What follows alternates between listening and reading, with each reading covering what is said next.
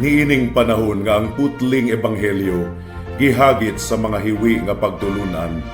Kinahanglang mubarog ang mga tinuna ni Kristo sa pagpakigbisog sa paglaban sa pagtuo nga makausa ug alang sa tanang panahong gihatag sa Dios ngadto sa iyang katawhan. Mao'y hinungdan nga namugna kining tulumanon ang putling ebanghelyo. 30 minutos nga pagsabwag sa tinuod nga ebanghelyo kauban ni Pastor Jeremias hangad ang putling ebanghelyo. Ang putling ebanghelyo. Ang putling ebanghelyo.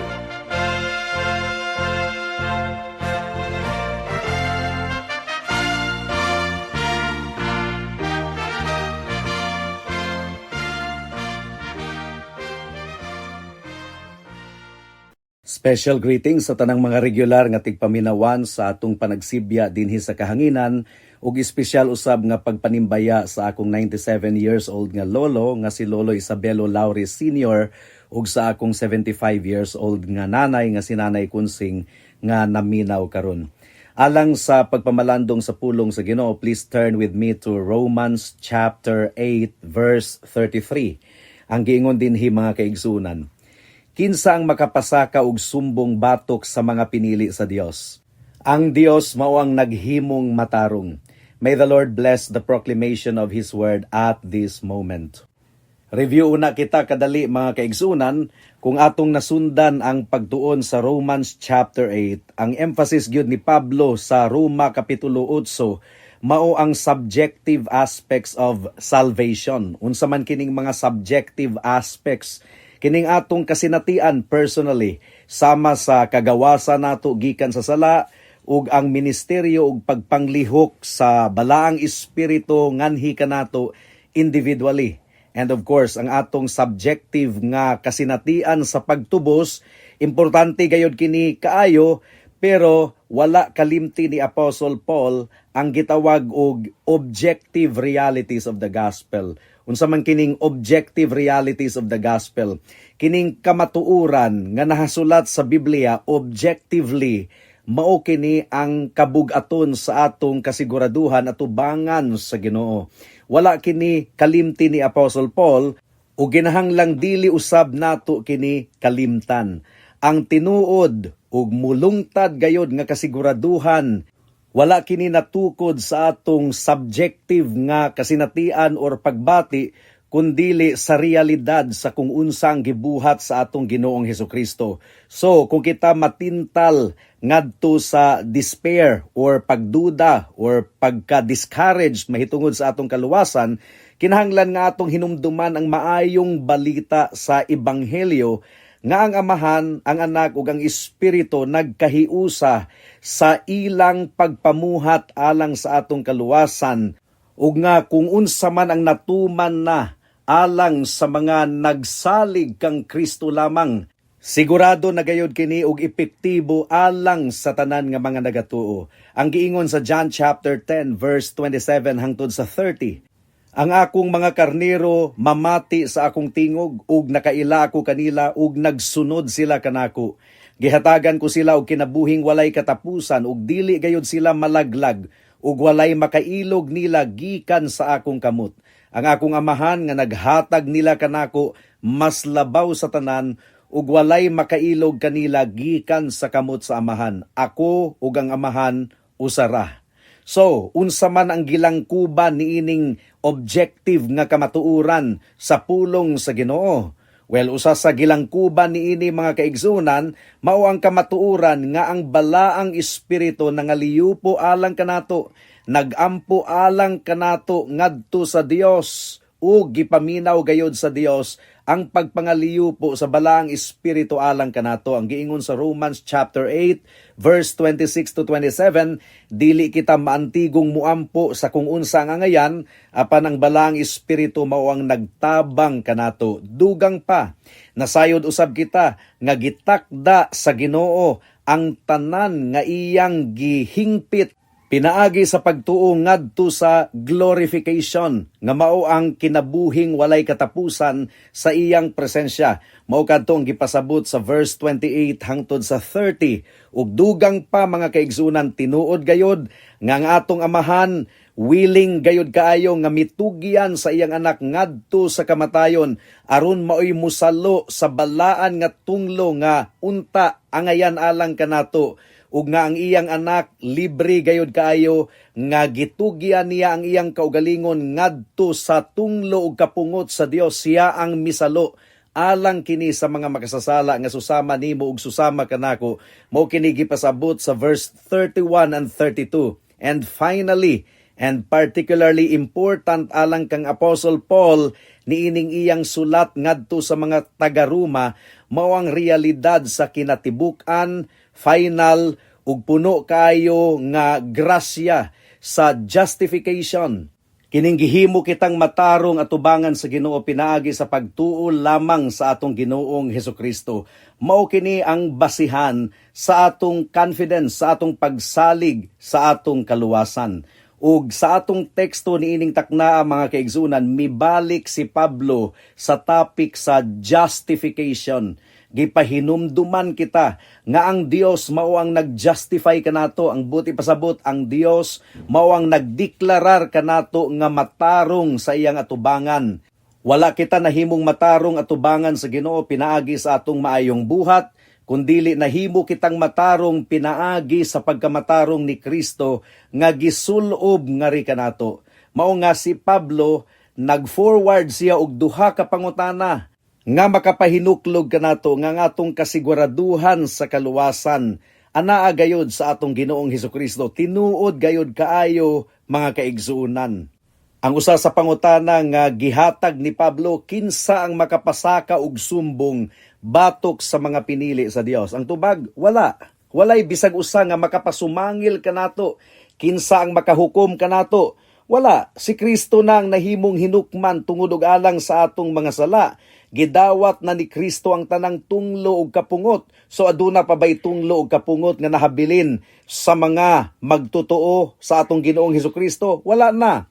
Wala nay makahukom kanato, wala nay makakundinar kanato. Dili na kita panilngon sa Ginoo sa atong mga sala, gumikan kay gibayra na kadtong tanan sa atong Ginoong Hesukristo didto sa cross sa Kalbaryo. Adunay duha ka bahin ang atong pagpamalandong niining takna og hinaot nga tabangan kita sa balaang espiritu sa atong pagpadayon. Mudangat na kita sa unang punto, ang hagit nga legal mga kaigsuonan. Ang larawan nga gipakita ni Apostle Paul kanato gihapon mao ang larawan sa korte mga kaigsuonan.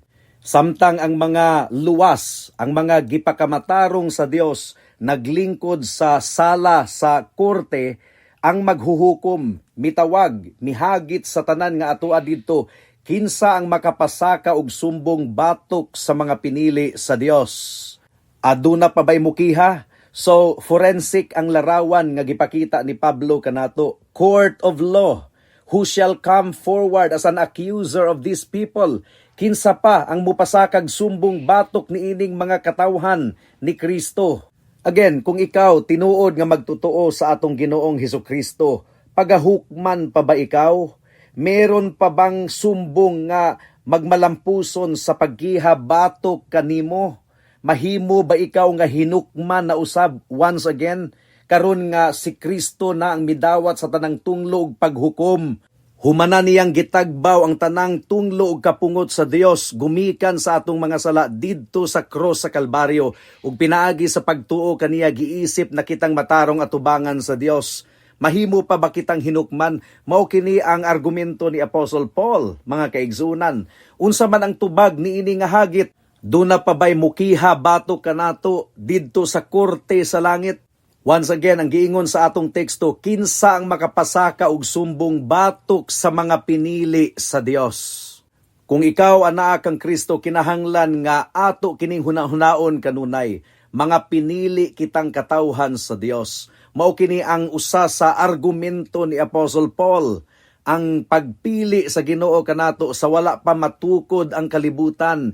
Interesado na siya sa iyang mga piniling katawhan. Ang mga Kristohanon mao kadto ang gitakda ng daan sa Ginoo sa wala pa matukod ang kalibutan. So kabahin kini sa argumento ni Pablo nga kinahanglan aduna gayud kitay kasiguraduhan sa atong kaluwasan.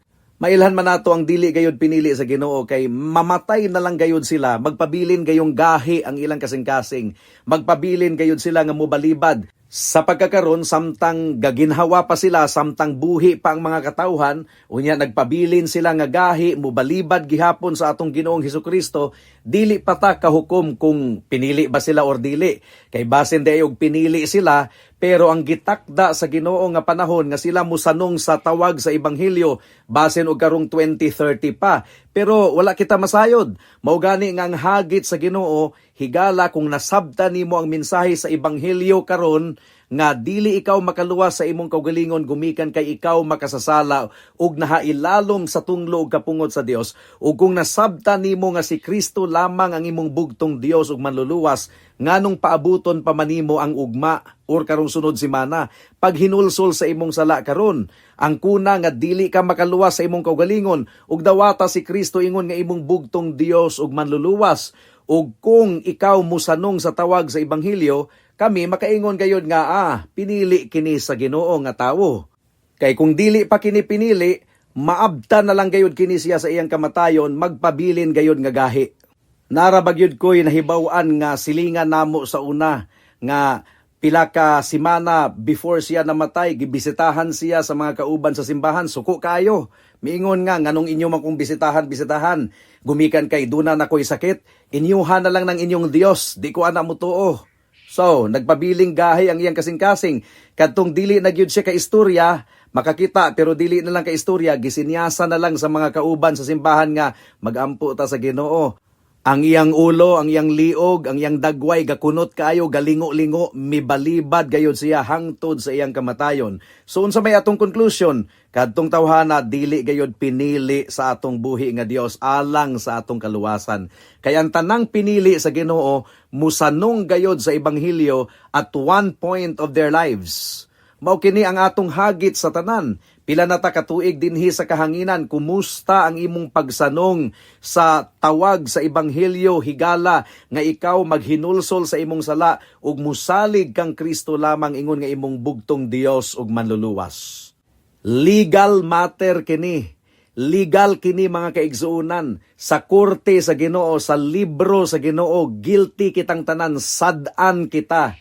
Ug ang bayad sa sala mao ang kamatayon, kinahanglan gayod nga dunay mubayad sa atong sala. Kay dili kita kabayad niini sa atong kaugalingon. Kinahanglan gayod nga dunay dugo nga mupaagas, gumikan kay ang bayad sa sala nga gipadayag sa Biblia mao ang kamatayon, mao ang pagpaagas sa dugo. Ug ang kamatuoran nagpadayag mga kaigsunan nga ang anak sa Dios si Kristo, Dios nahimong tawo nga wala mawala ang iyang pagka-Dios. Nahimo siyang tawo, gumikan kay kung Dios lamang siya, dili siya qualified nga mo luwas ka nato og mahimong substitute, mahimong kapuli. Gumikan kay ang Dios espiritu, ang espiritu walay dugo, walay unod. Mao nga kung nagpabiling Dios lamang si Kristo, walay dugo, walay unod, gumikan kay espiritu ang Dios, dili siya qualified nga mahimong kapuli nato, mahimong substitute. Mao nga didto sa Bethlehem na tawo ang anak sa Dios, the second person of the Trinity, nahimong unod, ang Dios nahimong tawo, apan wala mawala ang iyang pagka-Dios. Ug gumikan kay tawo na siya, qualified na siya nga mahimong atong substitute. Apan kung tawo lang si Kristo, dili siya makahimo sa pagluwas nato, gumikan kay ang tawo walay gahom. Kung tawo lang si Kristo, dili siya makaduol sa amahan on our behalf, dili siya makaduol sa amahan on equal terms. Wala siya gahom nga musalo sa tanang tunglo ug kapungot sa Dios alang sa mga makasasala sa tibuok kalibutan. Minilyon ka mga makasasala kung tawo lamang si Kristo. Mao nga atong gidawat ang kamatuoran nga siya Dios. Dios nga nahimong tawo nga wala mawala ang iyang pagka-Dios. Ug gumikan kay Dios ug tawo si Kristo at the same time, qualified na siya nga mahimong atong substitute. Qualified na siya nga mulaban kanato ug qualified siya nga mihalad sa iyang kaugalingon ngadto sa kamatayon ug nabanhaw siya pagkahuman sa ikatulo ka adlaw alang sa atong kaluwasan. alang sa kaluwasan sa mga makasasala nga susama nimo ug susama kanako. Natagbaw ang hustisya sa Ginoo gumikan ni Kristo nga atong kapuli nga parihong Dios ug parihong tawo.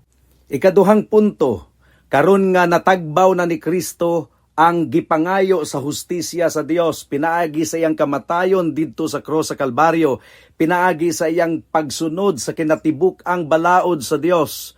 Unsa man ang response sa Amahan, unsa man ang basihan sa kaluwasan sa tanang mga mituo kaniya, ang basihan sa kaluwasan dili ang atong pagbati. Although importante usab ang atong pagbati, gumikan kay naghatag nato kini og kalipay, pero dili ang atong pagbati mao ang basihan sa atong kasiguraduhan sa kaluwasan.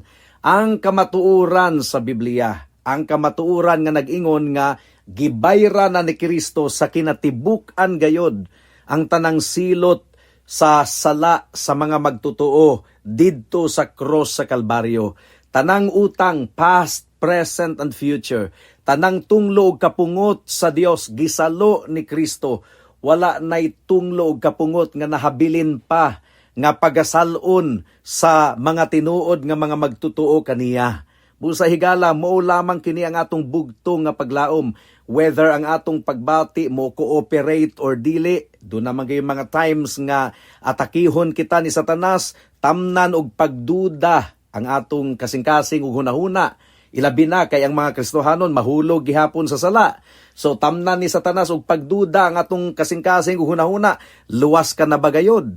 Nganong nakasala paghihapon ka, dili ka luwas, nawala ang imong kaluwasan.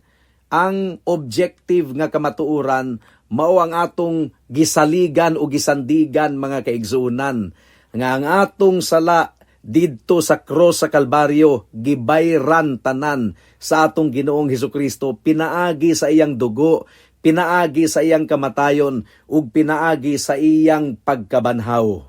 Dili ingon og luwas ka karon pero ugma dili nakaluwas. Dili ingon og giisip na ikaw or gideklarar na ikaw nga matarong karon pinaagi sa pagtuo kang Kristo apan ugma nawala ang imong kaluwasan. That's not what the Bible tells us.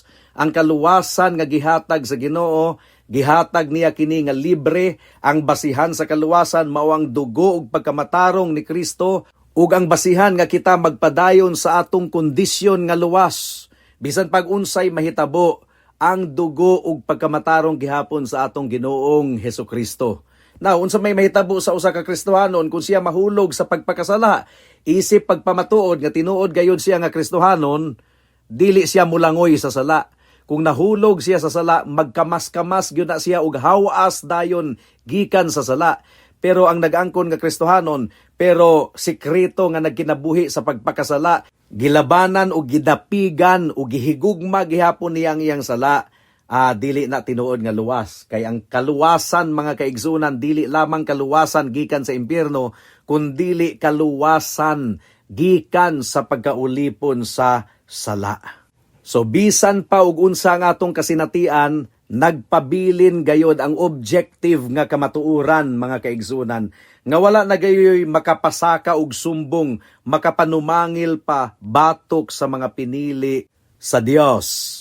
Wala lang kay gipasaylo kita o gihugasan kita ni Kristo sa tanan natong mga sala, gisuluban usab kita sa iyang pagkamatarong. Mao kini ang gipasabot ni Pablo sa 2 Corinthians chapter 5 verse 21. Ang giingon dinhi, alang sa atong kaayuhan gihimo niya siyang sala nga wala nakaila og sala aron nga diha kaniya mahimo kitang pagkamatarong sa Dios. So dunay pagbansili, dunay exchange, dunay swap mga kaigsuunan. Si Kristo nga wala makaila og sala nahimong sala aron kita diha kang Kristo mahimong pagkamatarong sa Dios. So wala lang kay gipasaylo kita gikan sa atong mga sala, kundili gihimo usab kita nga matarong.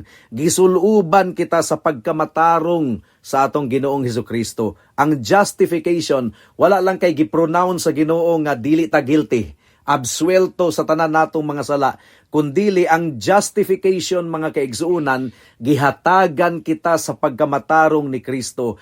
Gisuluban kita sa pagkamatarong. ug kining tanan na pamatud-an sa pagkabanhaw pag-usab sa atong Ginoong Hesukristo. Romans chapter 4 verse 25. Ang giingon dinhi nga gitugyan ngadto sa kamatayon alang sa atong mga kalapasan ug gibanhaw alang sa pag-isip kanato nga matarong. God makes this pronouncement about us once and forever. Busa atubangan sa Ginoo ang tanang mga magtutuo dili na hinukman. Mao kini gipasabot ni Pablo sa Romans chapter 5 verse 1. Nga nag-ingon, busa sanglit giisip naman kita nga matarong pinaagi sa pagtuo aduna kitay kalinaw diha sa Dios pinaagi sa atong Ginoong Hesukristo. Objective reality. Wala kini nag-agad sa atong pagbati, kundili nag-agad kini sa kamatuuran sa saad sa Dios. So, unsa man ang atong saligan? Ang doctrine o ang atong kasinatian? Nindot nga ang atong kasinatian mo cooperate sa atong doctrine, pero sa tinuod lang igsuon dili sa tanang higayon mo cooperate ang atong pagbati. Dula-dulaan ni Satanas kanunay ang atong pagbati, tamna niya og pagduda.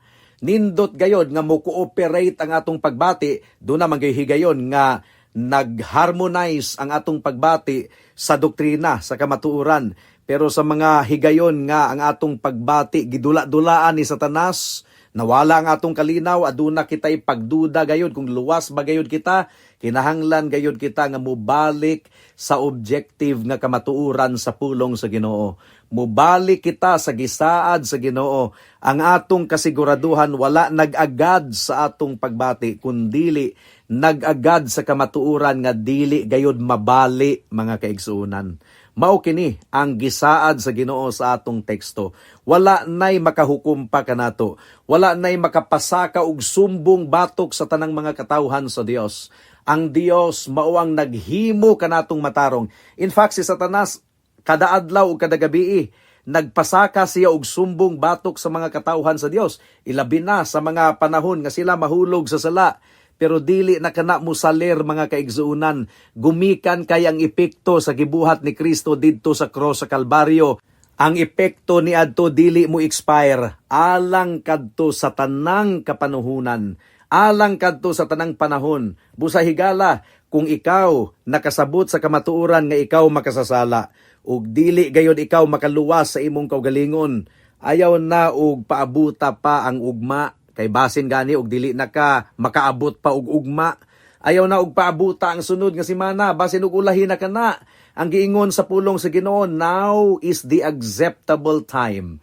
Now is the day of salvation. Ayaw na paglangan-langan, higala. Pero reminder lang ha, ang tinuod nga luwas, dili lang kay luwas gikan sa silot sa sala nga mao ang impierno, kundili luwas gikan sa pagaulipon sa sala. Mao nga ang tinuod nga luwas, gumikan kay luwas siya, giluwas siya gikan sa pagaulipon sa sala, aduna gayud siya ay bag-ong kasing-kasing. That's part of salvation.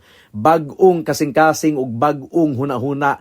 Ang balaod sa Dios, ang pulong sa Dios, gisulat sa balaang espiritu sa atong kasing-kasing ug hunahuna. Mao nga ang tinuod gayud nga luwas, aduna gayoy kabag-uhan nga atong masaksihan. Susiha ang imong kaugalingon, higala. Susiha ang imong kaugalingon, igsuon. Kumusta ang imong Christian life? Makaingon ba gayud ikaw nga kaniadto? Ingon ako niini, nagkinabuhi ako sa sala, ulipon ako sa sala, apan karon aduna nay kabag-uhan. Aduna nay grabe kaayo nga kaguol. Kung ako mahulog sa sala, wala na nako gilabanan ang sala, wala na nako gihigugma ang sala, ako nang gidumtan ang sala. Makaingon ba ikaw nga mao na kini ang description sa imong kinabuhi, igsuon?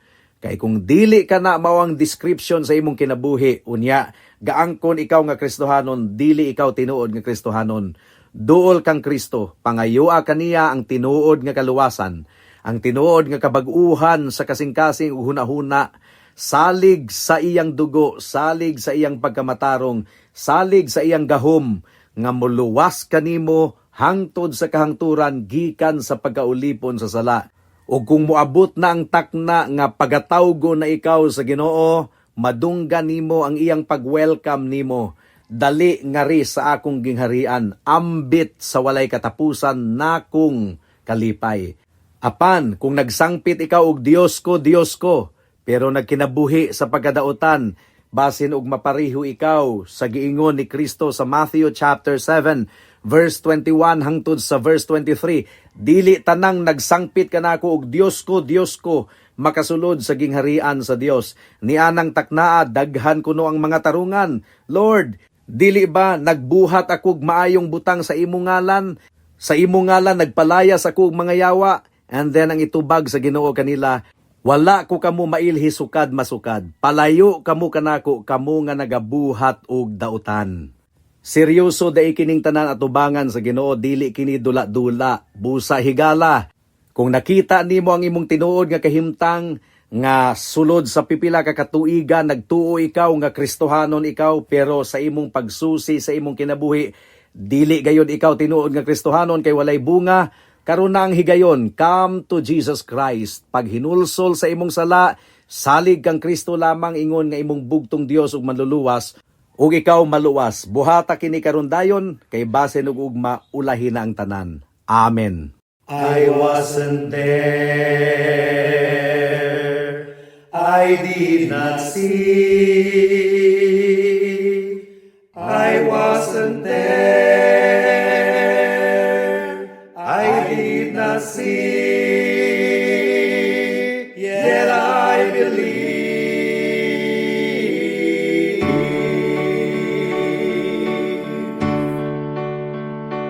I didn't see Christ when he walked upon the water.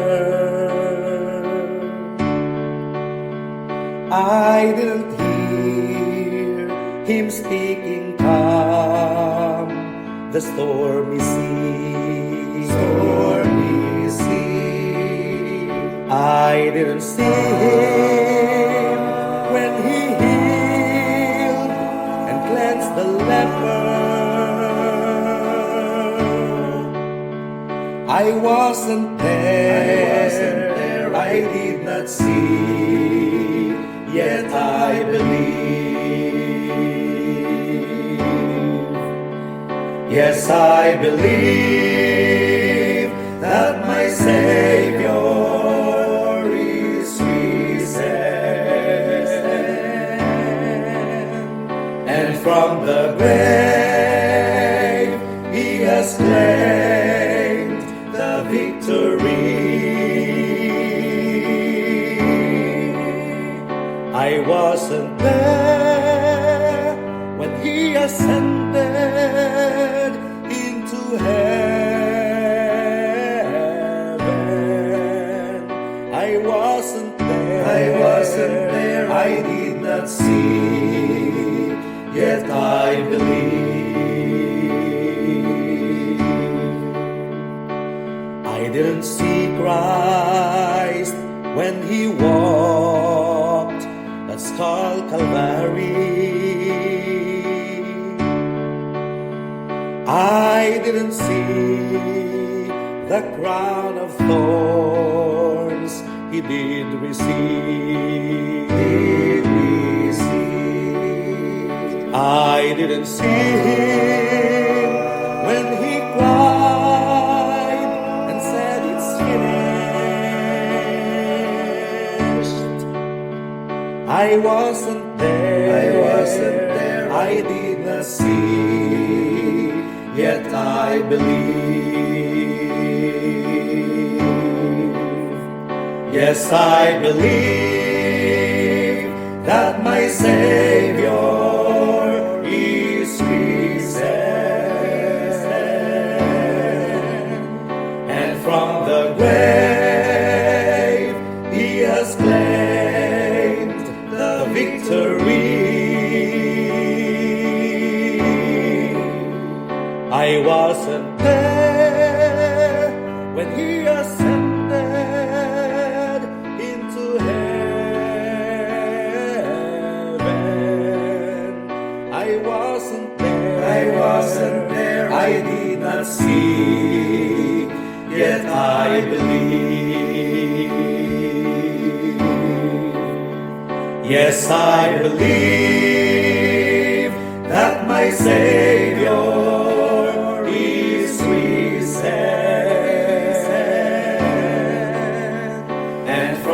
the grave, He has claimed the victory. I wasn't there when He ascended into heaven. I wasn't there, I did not see, yet I believe.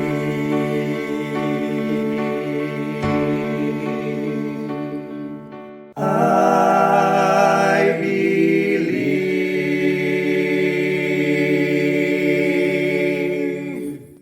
Alang sa dugang nga mga pangutana, mahimong mo text kang Pastor Jeremias hangad sa 0935-744-3030.